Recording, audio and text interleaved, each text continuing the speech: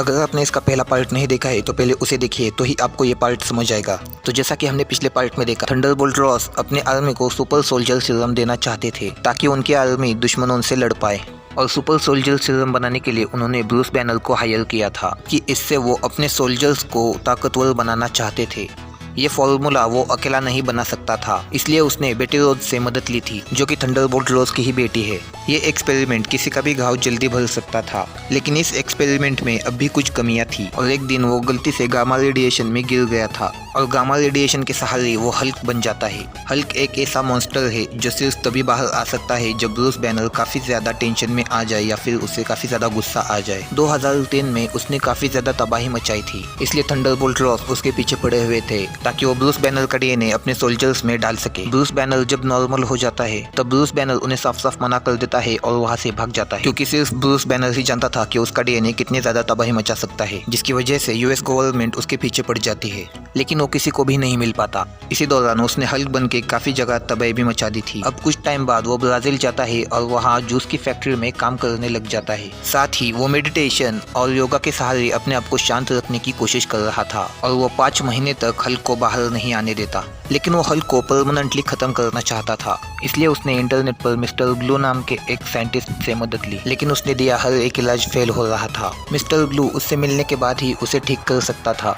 अब एक दिन जूस की फैक्ट्री में ब्रूस बैनर को छोटी सी चोट लग जाती है, जिससे उसका खून एक बोतल में चला जाता है और उस बोतल को एक कस्टमर पी लेता है, जिससे उसे गामा रेडिएशन की बीमारी हो जाती है। और ये खबर थंडरबोल्ट रोज तक पहुंच जाती है, जो उस बोतल के जरिए ब्रूस बैनर की लोकेशन तक पहुंच जाता है। वो अपनी टीम के साथ ब्रूस बैनर के पीछे पड़ जाता है और उनसे बचते हुए ब्रूस बैनर कुछ गुंडों से टकरा जाता है। जब वो गुंडे उसे मारना शुरू करते हैं तब वो हल्क बन जाता है और वो गुंडों के साथ साथ उस आर्मी को भी मार देता है। उन आर्मी में से एक सोल्जर जिंदा बच जाता है, उसका नाम था एमिल ब्लॉन्स्की। जनरल रोज उसे हल्क की सारी सच्चाई बता देते हैं, जिसकी वजह से वो भी उसे पकड़ने के लिए बेताब हो जाता है। जनरल रोज उसके बॉडी में थोड़ा सा सुपर सोल्जर सीरम डाल देते हैं ताकि वो थोड़ा ठीक हो जाए, जिससे वो हल्क के सामने कमजोर ना पड़े। दूसरी तरफ ब्रूस बैनर वर्जिनिया की यूनिवर्सिटी जाता है, जहाँ पर उस पर एक्सपेरिमेंट हुआ था। वो वहाँ पर इसलिए आया था ताकि वो अपने ऊपर किए गए एक्सपेरिमेंट की इन्फॉर्मेशन मिस्टर ग्लू को दे सके, लेकिन वो सारी इन्फॉर्मेशन वहाँ से अब डिलीट हो चुकी थी। जब वो दुखी होकर वहाँ से जाने लगता है तब उसे बेटी रोज देख लेती है।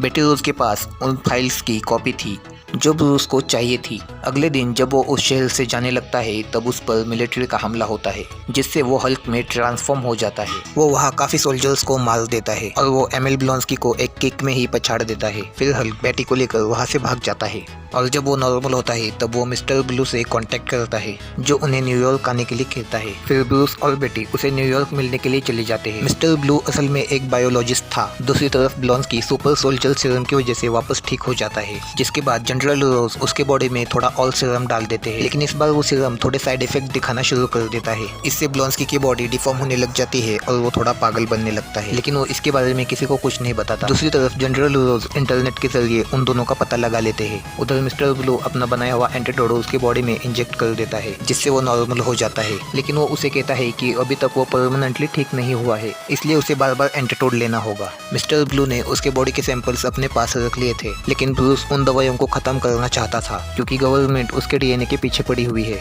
इतने में ही जनरल रोज की टीम वहाँ आ जाती है और वो उन दोनों को पकड़ लेती है। और ब्लॉन्स्की, जो कि अब ताकत का भूखा हो गया था, वो मिस्टर ब्लू से कहता है कि अब मुझे भी हल्क की तरह बना दो। वो उसके अंदर ब्रूस बैनर का डीएनए इंजेक्ट करता है और गामा रेडिएशन रेज उस पर छोड़ता है, जिससे वो एक भयानक दानव में बदल जाता है, जिसका नाम था एबोमिनेशन, और वो शहर में तबाही मचाने लगता है। जब उसे रोकने का और कोई चारा नहीं बचता तब ब्रूस बैनर हल्क बन जाता है और उन दोनों की लड़ाई चालू हो जाती है, लेकिन हल्क उसके सामने कमजोर पड़ने लगता है। फिर जब वो बेटी को मारने के लिए आगे बढ़ता है तब हल्क को गुस्सा आ जाता है और वो अपनी पूरी ताकत लगाकर एबोमिनेशन को हरा देता है और एबोमिनेशन को बाद में गिरफ्तार किया जाता है और हल्क वहाँ से भाग जाता है। अब कुछ टाइम बाद ब्रूस एक दूसरे देश में रहने लगता है और वो हल्क को पूरी तरह से खत्म करने के बजाय उसे अपने काबू में कर लेता है और ये कहानी यहीं पर खत्म हो जाती है। तो दोस्तों, अगर आपको ये वीडियो पसंद आया हो तो चैनल को लाइक, कमेंट और सब्सक्राइब करना ना भूलें।